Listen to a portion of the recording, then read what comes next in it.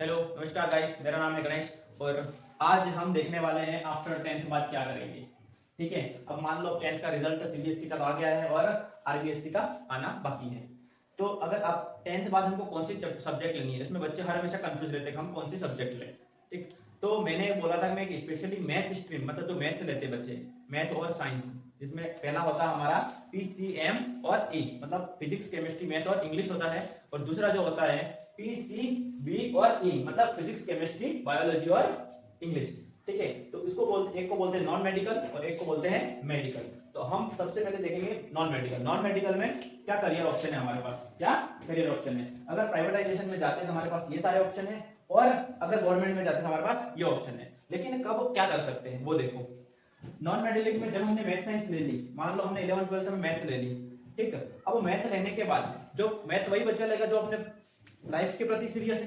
ठीक है, तो वही बच्चा लेगा। तो देखो अब इसने मैथ ली 10वीं के बाद, उसमें सबसे पहले मैथ लेने के बाद 11 12 तो उसने अच्छे से करी, और 11 12 में अगर कहीं कोचिंग ज्वाइन करता है या घर पे सेल्फ प्रिपरेशन करता है तो वो जेई मेन एक एंट्रेंस एग्जाम होता है, जेई मेन और एडवांस का, जिसको बोलते हैं अपन, हमको कुछ कॉलेजें मिलती है इसके थ्रू हमको, जेई मेन का और एडवांस। जेई मेन का मतलब एनआईटी कॉलेजें मिलती है हमको, और एडवांस का मतलब आईआईटी कॉलेजें मिलती है। ठीक है बच्चों, तो अब ये बच्चों के लिए भी है और उनके पेरेंट्स के लिए भी है ये वीडियो, तो वो देख सकते हैं दोनों। अब देखो जेई मेन हमने ले ली, जेई मेन का मतलब 1 साल 2 साल कोचिंग करी, उसके बाद हमारा मान लो सिलेक्शन होता है, हमारा मान लो सिलेक्शन होता है कहीं कॉलेज में। तो एक होती है हमारे पास एनआईटी कॉलेज, कौन सी होती है, एनआईटी कॉलेज। ठीक है, ये नेशनल इंस्टीट्यूट ऑफ टेक्नोलॉजी, ये हमारी एनआईटी कॉलेज है। एक होती है आईआईटी, आईआईटी जो होती है इंडियन इंस्टीट्यूट ऑफ टेक्नोलॉजी। ठीक, तो ये हमारे पास दो कॉलेज है, मतलब इनमें कॉलेज मिलती है, इनमें बहुत सारी कॉलेज होती है, आईआईटी में भी बहुत सारी कॉलेज और एनआईटी में भी बहुत सारी कॉलेज हैं। हम हर एक पे अलग अलग सेशन लाएंगे, लेकिन अभी हम स्टार्टिंग में ये करेंगे कि मैथ में क्या पढ़े, मतलब मैथ लेने के बाद ही क्या करेंगे। ठीक है, अब इनके थ्रू हम ये एग्जाम पास होते हैं एनआईटी और आईआईटी में, उसके थ्रू हम करते हैं इंजीनियरिंग। क्या करते हैं, इंजीनियरिंग। और लोग बोलते हैं अभी इंजीनियरिंग में भेड़चाल चल रही है। ठीक है, वो हमारी गलती है, उस वजह से हम उस भेड़चाल का हिस्से बन रहे हैं। हम हमारी गलती उस वजह से हम क्या बन रहे हैं, उस भेड़चाल का हिस्सा बन रहे हैं। मैं भी एक इंजीनियर हूँ। ठीक है, इंजीनियरिंग में क्या होता है, बीटेक होता है। क्या होता है, बीटेक। बीटेक में बहुत सारी वैरायटी होती है, मतलब वैरायटी ऑफ सब्जेक्ट, मतलब कोई कंप्यूटर साइंस लेता है, कोई मतलब इलेक्ट्रिकल इंजीनियर बनता है, कोई मैकेनिकल बनता है, तो ऐसे बहुत सारे ऑप्शन हमारे पास है। अब उस पर भी बाद में आएंगे, लेकिन उससे पहले हम जो लेना वो बात करते हैं पहले। वो तो बात की बात है, बाद में बात हमको कौन सी सब्जेक्ट लेनी है वो उसमें में तो बहुत सारे वीडियो आ जाएंगे, और इसके बारे में आप लोगों को बहुत कुछ अच्छा अच्छा पता भी रखा होगा बहुत टीचरों ने, लेकिन मेरे हिसाब से मैंने जितना लिखा उतना शायद किसी टीचर ने लिखा है और शायद ही किसी ने बताया है। ठीक है, तो इंजीनियरिंग में बीटेक करें हमने, एक तो हम कर सकते हैं बीटेक कर सकते हैं। ठीक, उसके बाद एक आता है आर्किटेक्चर। आर्किटेक्चर मतलब जो भी इसमें होता है, आर्किटेक्चर मतलब डिजाइन वगैरह जो करते हैं वो लोग हो गए। ठीक, उसमें हम कर सकते हैं बीएससी। बीएससी मतलब किस, एनी मतलब in any one subject of choice, मतलब अब तुम एक सब्जेक्ट को चॉइस करके बन सकते हो, है ना। कोई मतलब कोई मैथ्स ले रहा है, कोई फिजिक्स ले रहा है, कोई केमिस्ट्री ले रहा है, ऐसे एक सब्जेक्ट पे फोकस करके बढ़ता आगे। उसके बाद तुम बीबीए कर सकते हैं, लॉ, जैसे लॉ किसे बोलते हैं अपन, जो वकील वगैरह बनते हैं वो।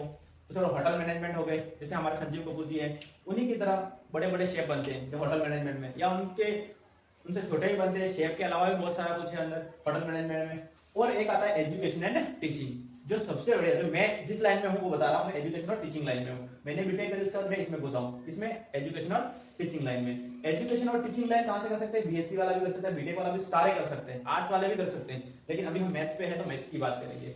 देखो इसके थ्रू एजुकेशन में क्या होता है कि तुम आईआईटी वाले बच्चे को पढ़ाओ, जेई वाले बच्चों को पढ़ाओ, तो तुम्हारे इसमें बहुत सारा पैकेज होता है। ठीक है, ये हमारे हो गए नॉन गवर्नमेंट, मतलब गवर्नमेंट नहीं होगा हमारा, प्राइवेटाइजेशन हम बात कर रहे हैं इसके, ये सारे हम प्राइवेट में बात करेंगे, हम प्राइवेट जॉब लेंगे। मैं बोल रहा हूँ गवर्नमेंट से बहुत अच्छा है प्राइवेट। ठीक, इसमें बहुत पैसा, अनलिमिटेड पैसा है। अगर सुख शांति वाला जीवन चाहते हो तो ये हमारा है गवर्नमेंट वाला। गवर्नमेंट में तुम क्या कर सकते हो, गवर्नमेंट में आप आते हैं, गवर्नमेंट में एग्जाम कौन कौन से दे सकते हैं आफ्टर 10th बाद 12th बाद, क्या क्या कर सकते हो। देखो सबसे पहले हम आते हैं डिफेंस सर्विसेज पे। किस पे आते हैं, डिफेंस सर्विसेज पे। डिफेंस सर्विसेज में अगर तुम 12th पास हो, क्या है 12th पास, 12th पास में तुम करते हो नेशनल डिफेंस एकेडमी, एक एग्जाम होता है नेशनल डिफेंस एकेडमी का, इसमें होता है 12th पास। जिन बच्चों का 10वीं और 12वीं में 60% से ऊपर है वो बच्चे इसके लिए एलिजिबल है, वो बच्चे इनका एग्जाम दे सकते हैं नेशनल डिफेंस एकेडमी। ये होता है तुम्हारा डायरेक्ट, वो ही बच्चा कर सकता है जिसने मैथ स्ट्रीम ली है, ये वाला एनडीए एग्जाम कौन दे सकता है, जिसने मैथ्स ली है, जिसने क्या लिया है, मैथ मतलब पीसीएम और एक इंग्लिश, हमारा इंग्लिश तो सब में कॉमन होता है। ठीक, जो सब्जेक्ट लिए उसने वो 12th बाद ये एग्जाम देता है, और उसमें भी ऑफिसर रैंक पे उसकी सिलेक्शन होता है। अब एनडीए पे भी आएंगे, हर एक पे एक एक टॉपिक पे आएंगे, हम एक एक टॉपिक को बड़े मतलब बड़ी साइज में देखेंगे। इसके अंदर जाने के बाद हमारा क्या होता है, क्या कर सकते हैं, ठीक है। उसके बाद आता है हमारे पास, अब तुम यहाँ पे कर रहे हो इंजीनियरिंग, बीटेक कर रहे हो, बीटेक में तुम्हारे पास बीटेक करते हुए थर्ड ईयर में, किसमें, थर्ड ईयर में तुम्हारे पास आईएमए वाले आते हैं। आईएमए मतलब इंडियन मिलिट्री एकेडमी वाले, वो भाई तुमको इंटरव्यू बेस पे ले जाते हैं वहां से सीधा। तुम्हारा इंटरव्यू हुआ, अच्छा इंटरव्यू हुआ तो तुम्हारा सीधा सिलेक्शन होता है आईएमए में, इंडियन मिलिट्री एकेडमी। वहां पे भी तुमको अच्छे अच्छे पद मिलते हैं, कैप्टन वगैरह के पद होते हैं वो। उसके बाद होता है ओटीए। ओटीए मतलब ये होता है ऑपरेशन ट्रेनिंग एकेडमी, ठीक है, ये हमारा ट्रेनिंग एकेडमी वाला है।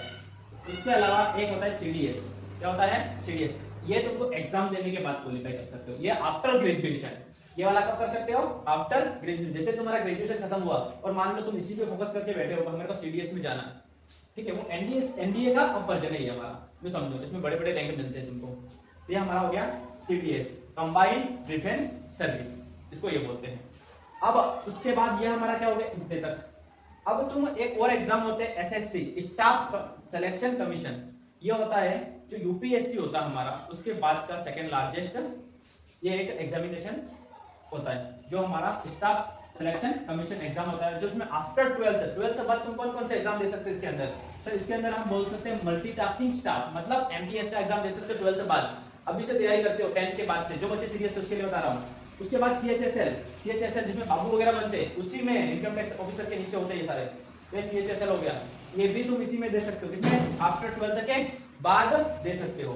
अब हम आते हैं एसएससी आफ्टर ग्रेजुएशन। एसएससी में आफ्टर ग्रेजुएशन तुम कौन कौन से एग्जाम दे सकते हो, इसमें तुम्हारा होता है सबसे पहले सीजीएल, है ना, कंबाइंड ग्रेजुएशन लेवल। मतलब ये क्या होता है, ये जो होता है हमारे पास कंबाइंड ग्रेजुएशन लेवल, ये इनकम टैक्स ऑफिसर बनते हैं, सीआईडी ऑफिसर बनते हैं, ईडी डिपार्टमेंट हो गया, जीएसटी इंस्पेक्टर हो गया, ये सारे होते हैं हमारे सीजीएल वाले, ठीक है। उसके बाद एओ आरओ, उसके बाद जेई मतलब जो जेईएन बनते हैं, जिसमें सेंट्रल लेवल पे जेईएन, स्टेट लेवल की बात नहीं कर रहा हूं, सेंट्रल लेवल के जेईएन बनते हैं, जेईएन बनते हैं, वो हमारे जेई के एग्जाम भी दे सकते हैं। ये हमारे दे सकते हैं मैकेनिकल वाले और इलेक्ट्रिकल वाले, ठीक है। ये एग्जाम केवल 2 सब्जेक्ट वाले दे सकते हैं, मैकेनिकल वाला और इलेक्ट्रिकल वाला। ये गवर्नमेंट ऑप्शन है तुम्हारे पास, अपॉर्चुनिटी है, ठीक है, वो देख लेना। बहुत सारे एग्जाम होते हैं एटीसी, मैंने इतने एग्जाम लिखे, बहुत बहुत एग्जाम होते हैं एसएससी में। उसके बाद हमारा जो आता है सबसे बड़ा एग्जाम, जिसको बोलते हैं यूपीएससी, जहां से कलेक्टर बनते हैं, आईएफएस इंडियन फॉरेस्ट ऑफिसर बनते हैं बड़े बड़े, ठीक है। तुम उसके बाद यूपीएससी का एग्जाम दे सकते हो बीटेक के बाद। और हमारे अगर भारत में देखें सबसे ज्यादा बीटेक करने के बाद ज्यादा कलेक्टर बने यूपीएससी में, यूपीएससी पास करिए। तो ऐसा भ्रम मत रखना कि हम मतलब नहीं बन सकते, ऐसा गवर्नमेंट में नहीं जा सकते, बहुत ऑप्शन है बीटेक के बाद। उसके बाद आते हैं हमारे पास 6 नंबर पे होता है जो साइंटिस्ट। साइंटिस्ट मतलब वैज्ञानिक, कौन से, इसरो के, डीआरडीओ के, ये वैज्ञानिक होते हैं, ठीक है, ये हमारे इसमें बनते हैं। अब तुम्हारे पास बीटेक करने के बाद कोई ऑप्शन ही नहीं बचे, सर हम तो ये भी नहीं कर सकते, ये भी नहीं कर सकते, तब मैं तुमको सीधा सर बोलता हूँ स्टेट एग्जाम गवर्नमेंट की तैयारी करो और एक कांस्टेबल जैसी जॉब ले लो, ठीक है। कांस्टेबल हो गया, आरएस अधिकारी, मतलब बड़े बड़े पद भी है इसके अंदर, आरएस के पद होते हैं, तो इसकी तैयारी करके तुम इसमें भी जा सकते हो। लेकिन वो तो बहुत बड़े पद है आरएस अधिकारी वाले, लेकिन हम छोटे छोटे पद पे तो जा सकते हैं ना।